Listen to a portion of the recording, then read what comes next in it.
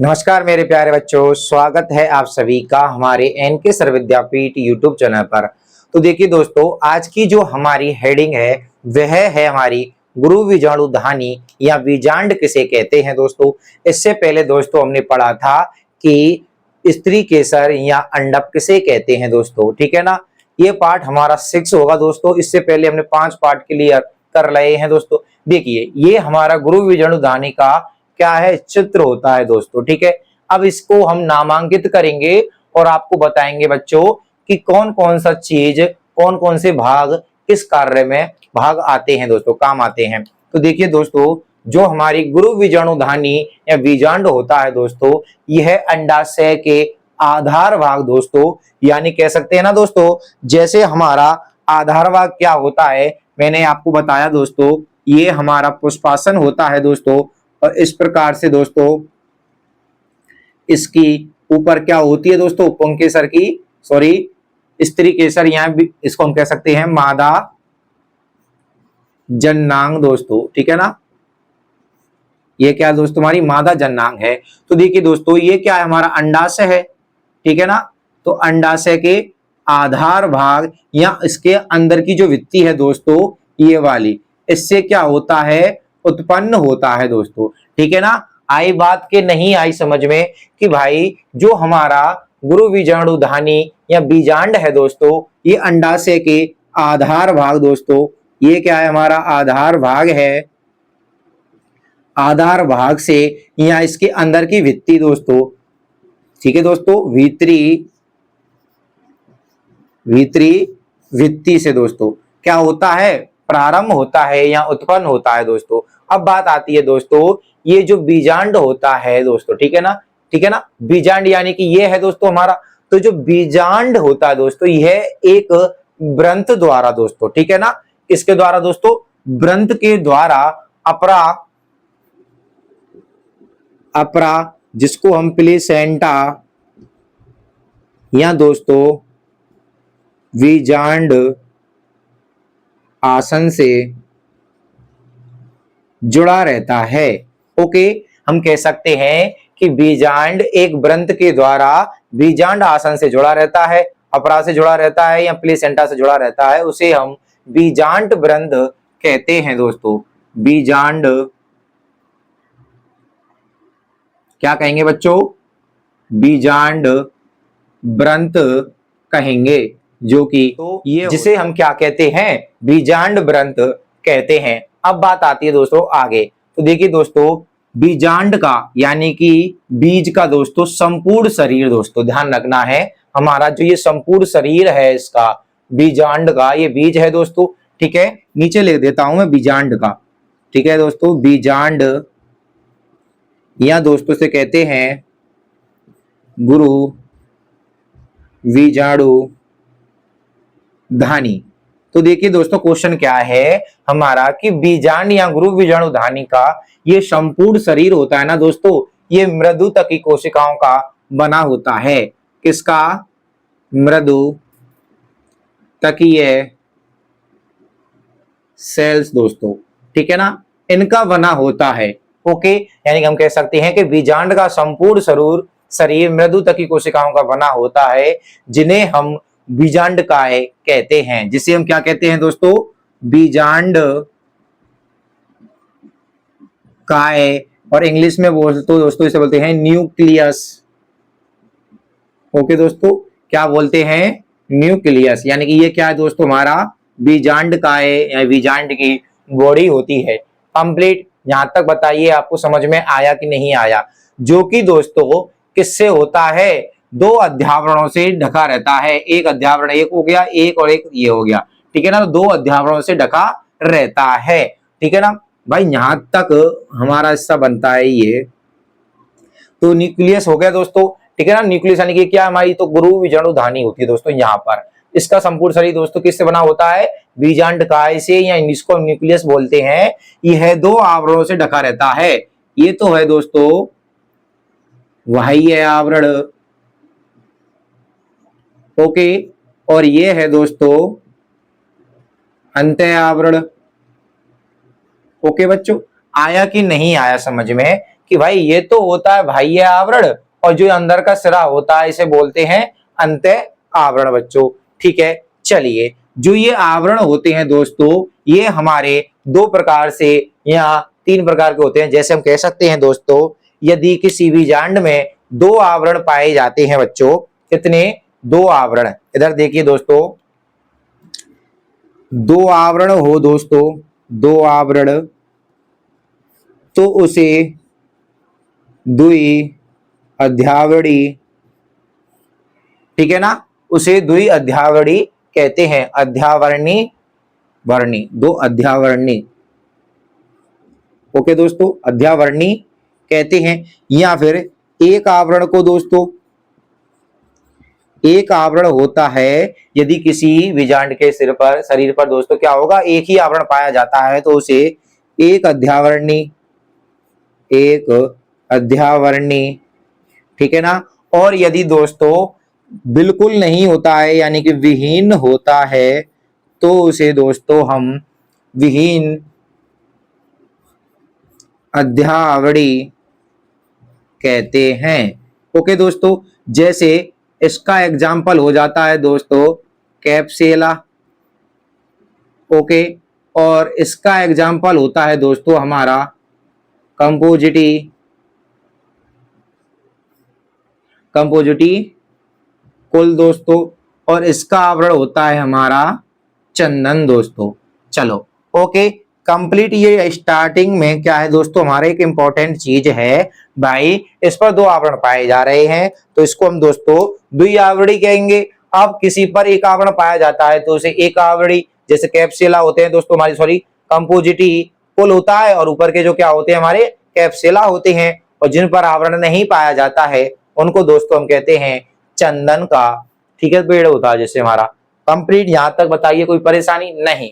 चलो अब इसके बाद देखते हैं दोस्तों, जैसे ये दो आवरण है दोस्तों हमारा 1 और 2, इसके बीच में दोस्तों आपको जो ऊपर का हिस्सा दिखाई दे रहा है, यानी कि इसके जो दोनों छोरों पर दोस्तों इस छिद्र दिखाई दे रहा है, ठीक है ना, जनन छिद्र, इसी को ही दोस्तों हम अंड द्वार कहते हैं दोस्तों। क्या कहते हैं, अंड द्वार, या इसको कहेंगे दोस्तों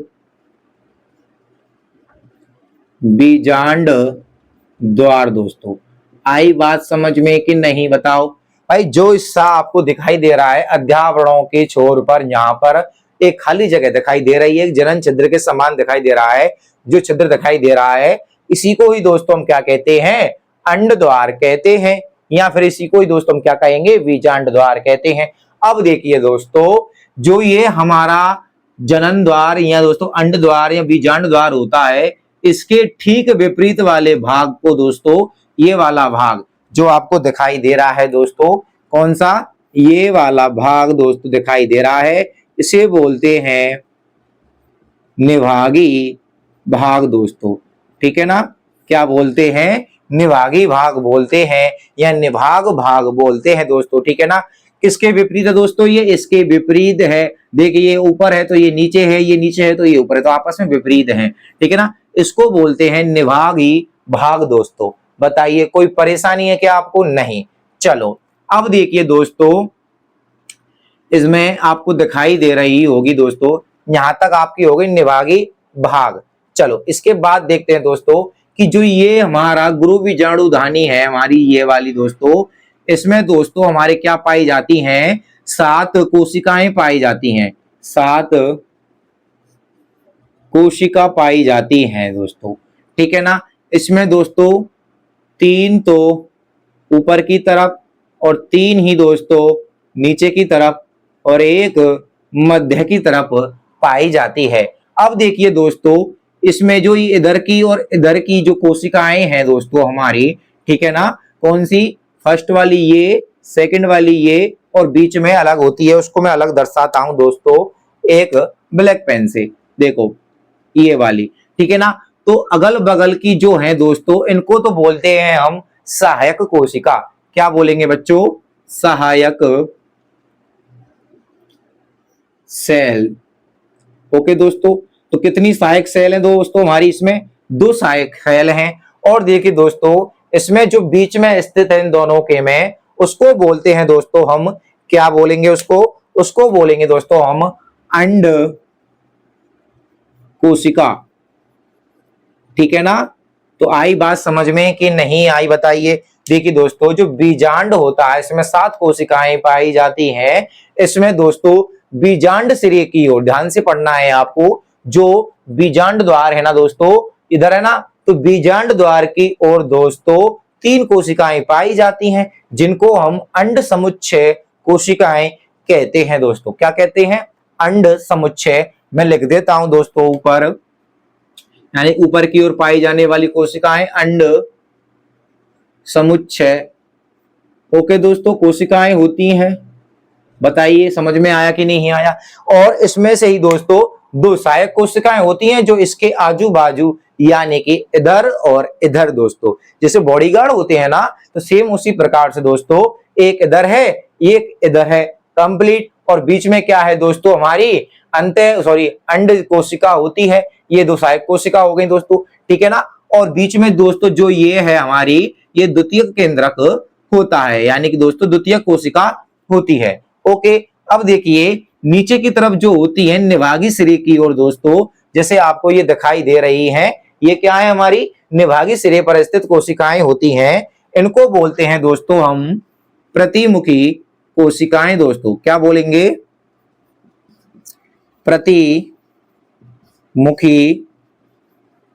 सेल दोस्तों। बताइए आया कि नहीं आया समझ में आपको। और ये होता है हमारा द्वितीयक कोशिकाएं दोस्तों। क्या है ये हमारी द्वितीयक सेल्स, यानी कि द्वितीयक केंद्रक होता है। और इसके अंदर दोस्तों द्वितीयक कोशिका होती है, इसके अंदर द्वितीयक केंद्रक होते हैं दोस्तों। ओके, चलो अब इसके बाद पढ़ते हैं दोस्तों हम। तो देखिए दोस्तों, ये तो हो जाती है हमारी यहां पर दोस्तों क्या, कि गुरु बीजाणु धानी की संरचना, बीजांड की संरचना कंप्लीट हो जाती है। इसके बाद पढ़ेंगे दोस्तों हम क्या, कि गुरु बीजाणु जनन किसे कहते हैं दोस्तों। तो देखिए दोस्तों, पहले हम इसको साफ करते हैं, फिर आपको बताएंगे गुरु बीजाणु जनन किसे कहते हैं। चलिए फटाफट से इसको साफ करते हैं दोस्तों। तो देखिए दोस्तों, अब हमारी हेडिंग है गुरु बीजाणु जनन। तो देखिए दोस्तों, जो हमारी गुरु बीजाणु मात्र कोशिका होती है, गुरु बीजाणु मात्र कोशिका दोस्तों, ठीक है ना, जिसे हम 2n बोलते हैं। क्या बोलते हैं दोस्तों? 2n बोलते हैं। इससे दोस्तों क्या होगा, गुरु बीजाणु जनन या गुरु बीजाणु बनने की क्रिया को दोस्तों गुरु बीजाणु जनन कहते हैं दोस्तों। ओके, कंप्लीट समझ में आ गया ना आपको समझ में। चलो अब देखिए दोस्तों, जो बीजांड काय में जो गुरु बीजाणु धानी होती है, यानी कि दोस्तों गुरु बीजाणु मात्र जो सेल कोशिका है दोस्तों, हमारी गुरु बीजाणु मात्र कोशिका जो होती है दोस्तों, इसमें क्या होता है कि इसकी जो मृदुतकी कोशिकाएं होती हैं हमारी, किसकी, इसकी मृदुतकीय कोशिका दोस्तों। ओके, आया समझ में कि नहीं आया, कि दोस्तों किसका, बीजांड जो होता है हमारा, बीजांड काय, ठीक है दोस्तों, बीजांड काय की मृदुतकी कोशिकाओं में से दोस्तों, ध्यान रखना, बीजांड काय अभी पढ़ा है ना ऊपर फर्स्ट वीडियो में, यानी कि इससे पहले जो हमने पढ़ा टॉपिक, उसमें बीजांड काय मृदुतकी कोशिकाओं में से दोस्तों क्या होता है, एक कोशिका, ठीक है ना, मृदुतकी कोशिकाओं में से कोई एक सेल या दोस्तों जो हमारी क्या होती है, कोशिका होती है। एक कोशिका अत्यधिक बड़ी हो जाती है बच्चों। क्या होती है? अत्यधिक बड़ी व स्पष्ट केंद्रक वाली हो जाती है दोस्तों, ठीक है ना। क्या होती है दोस्तों, कि मृदुतकी कोशिकाओं में से कोई एक कोशिका अत्यधिक बड़ी व स्पष्ट केंद्रक वाली हो जाती है दोस्तों। कंप्लीट, जिससे क्या होता है दोस्तों, इसमें अर्धसूत्री विभाजन द्वारा अर्धसूत्री विभाजन होगा दोस्तों, ठीक है ना। किसमें? इस सेल्स में अर्धसूत्री विभाजन द्वारा दोस्तों 4 अगुणित केंद्रकों का निर्माण हो जाता है। 4 अगुणित केंद्रक का निर्माण होता है, जिनको हम क्या बोलते हैं? चतुष्क, ठीक है ना, रेखिक चतुष्क बोलते हैं। क्योंकि ये दोस्तों क्या होते हैं? हमारी रेखा यानी रेखित यानी रेखा की दिशा में क्या होते हैं? व्यवस्थित हो जाते हैं। जैसे दोस्तों हमारी ये क्या थी दोस्तों? ये इधर देखिए, इस प्रकार से अंडाशय में जो ये पुष्पासन होते हैं दोस्तों, ठीक है ना, इसके अंदर जो हमारी ये कोशिकाएं थी, इसमें क्या होगा? मृतक की कोशिकाओं में एक कोशिका अत्यधिक बड़ी हो जाती है, ठीक है ना। ये दीजिए दोस्तों, एक कोशिका सबसे ज्यादा बड़ी हो गई। अब इसमें क्या हुआ दोस्तों? अर्धसूत्री विभाजन हो गया है, जिसके द्वारा दोस्तों इसमें 4 केंद्रक रेखिक चतुष्टक केंद्रक बन जाते हैं। देखिए ये बन गई ना दोस्तों। अब देखिए दोस्तों, जैसे मैंने आपको बीजांड में पढ़ाया था दोस्तों कि ऊपरी सिरा दोस्तों क्या है? हमारा बीजांड है, ठीक है ना, और निचली सिरा क्या है दोस्तों? हमारा निभागी है, निभागी। ओके, ये निभागी हो गया ना। अब देखिए इसमें क्या होता है? फर्स्ट, सेकंड और थर्ड जो कि हमारी किसके ऊपर हैं? बीजांड द्वार की तरफ हैं, ये नष्ट हो जाती हैं दोस्तों। क्या हो गई बच्चों? ये नष्ट हो जाती हैं, और जो ये बचती है इसी को ही बोलते हैं गुरु बीजाणु मात्र कोशिका दोस्तों, ठीक है ना। जिससे क्या होता है? भ्रूण का विकास होता है। ये क्या करेगा दोस्तों? भ्रूण कोश का विकास करेगा। ओके, परिपक्व होकर किसका विकास कर देगा दोस्तों? भ्रूण कोश का विकास करेगा। कोई परेशानी आपको यहां तक? नहीं। तो देखिए बच्चों, ये हो जाता है हमारा गुरु बीजाणु जनन यहां पर कंप्लीट बच्चों। ओके, इसके बाद का जो टॉपिक है दोस्तों वो है हमारा, हेडिंग है मादा युग्मकोद भेद दोस्तों।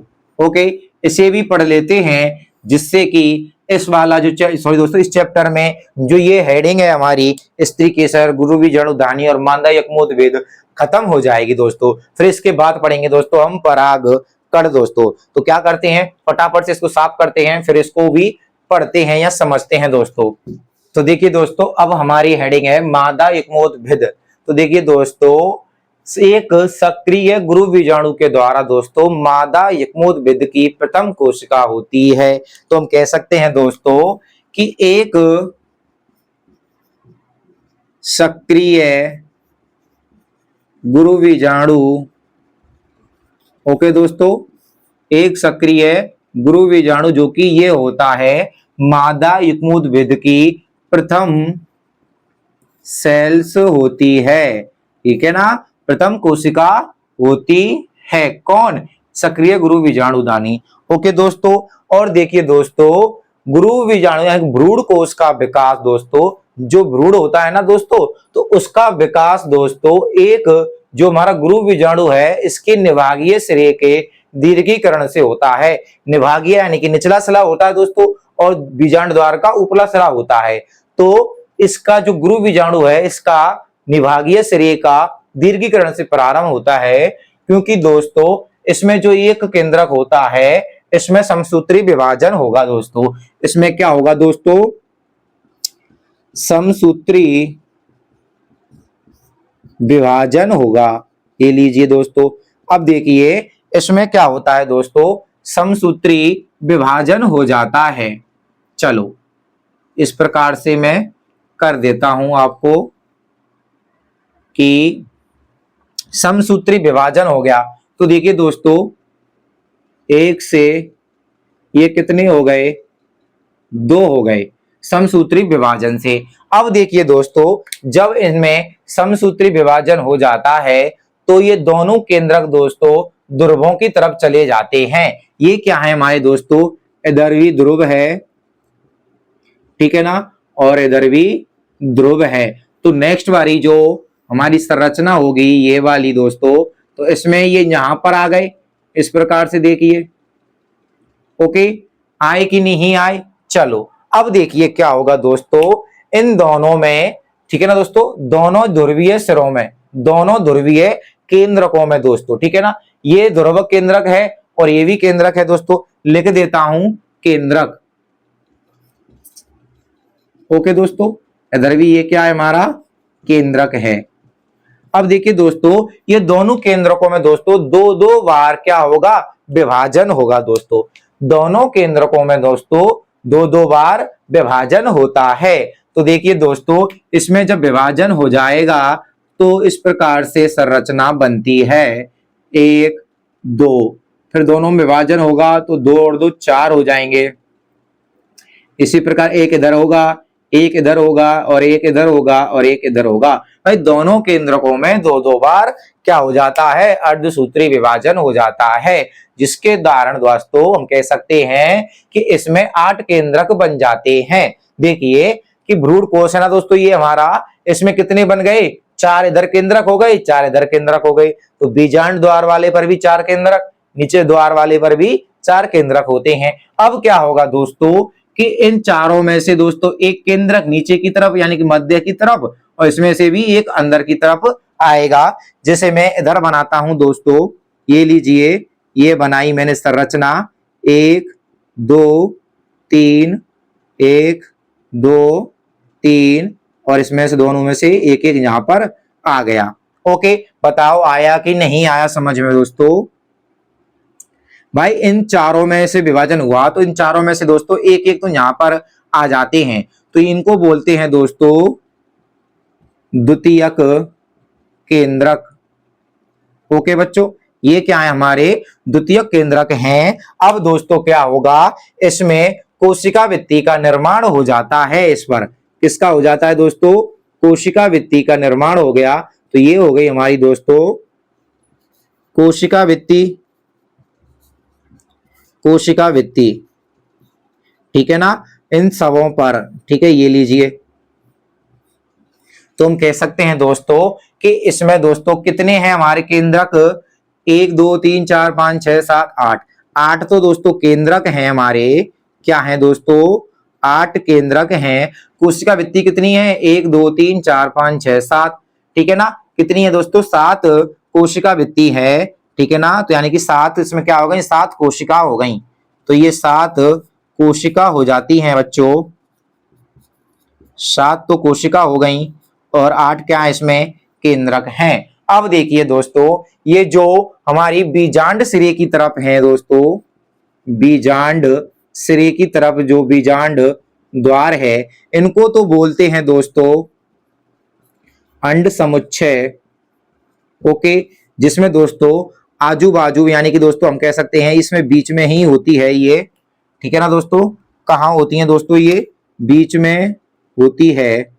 जैसे इस प्रकार से ये बीच में लिया और मैंने इधर इसको बना दिया इस प्रकार से, और सेम दोस्तों ये भी किस में होती है दोस्तों, बीच में होती हैं, ये लीजिए, ठीक है ना। तो ये जो 3 कोशिकाएं होती हैं, इसको मैंने पहले ही बताया है कि इसको तो बोलते हैं अंड कोशिका, और ये जो दोस्तों दिखाई दे रही हैं आपको दोनों, इनको बोलते हैं हम सहायक सेल दोस्तों। ओके ना, ये क्या है हमारी सहायक कोशिका है, सहायक, सहायक है गई ये वाली 1 2, और ये बीच में अंड कोशिका होती हैं। और दोस्तों जो ये निभागी सिरे की होती हैं, हमारी निभागी सिरे की, तो दोस्तों ये क्या होती हैं, कार्य विहीन होती हैं हमारी, क्या होती हैं दोस्तों, कार्य विहीन होती हैं, जो आगे जाकर क्या हो जाती हैं दोस्तों, नष्ट हो जाती हैं, ठीक है ना। क्या होती हैं, ये नष्ट हो जाती हैं दोस्तों। कंप्लीट दोस्तों। चलो देखिए दोस्तों, ये हमारा 2n बन ही जाता है दोस्तों, ठीक है ना। ये क्या बन जाता है, 2 यानी कि गुरु बीजाणुधानी की मात्र कोशिका बन जाती है। इस प्रकार से दोस्तों हम कह सकते हैं कि एक गुरु बीजाणुधानी में 3 + 1 + 3 यानी कि दोस्तों 7 तो कोशिका होती हैं और 8 क्या होते हैं, केंद्रक होते हैं।